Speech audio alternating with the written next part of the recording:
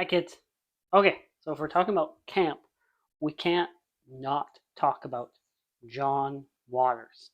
Um, he is the Pope of Trash, the Prince of Puke.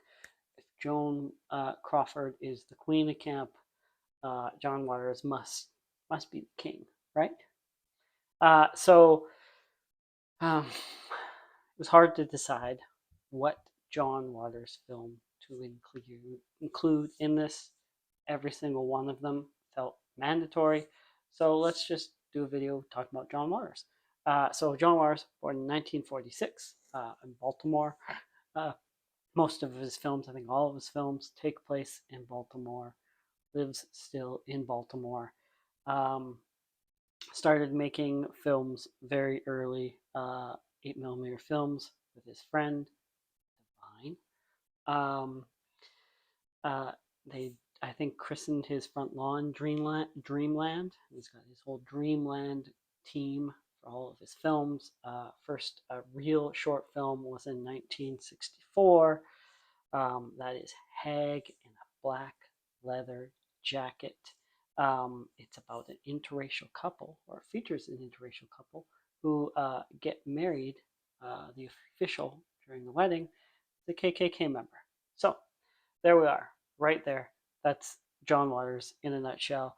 It is taking the taboo, taking what you're not supposed to talk about, what you're not supposed to show, and doing it. He is punk rock man. Um, that then that was featuring a frequent collaborator, Mary Vivian Pierce. He has many frequent collaborators. Made a few more short films and some films. Slowly built a following, and then comes the Trash trilogy. So first is Pink Flamingos, which he made for about $12,000, and then Female Trouble. Both of those films featuring starring Divine.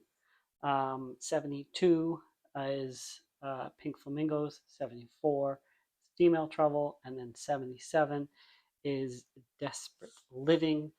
That one was made for $65,000. All of those, he wrote them, he directed them, he produced them, he did the cinematography, he did the editing, he was his own camera man.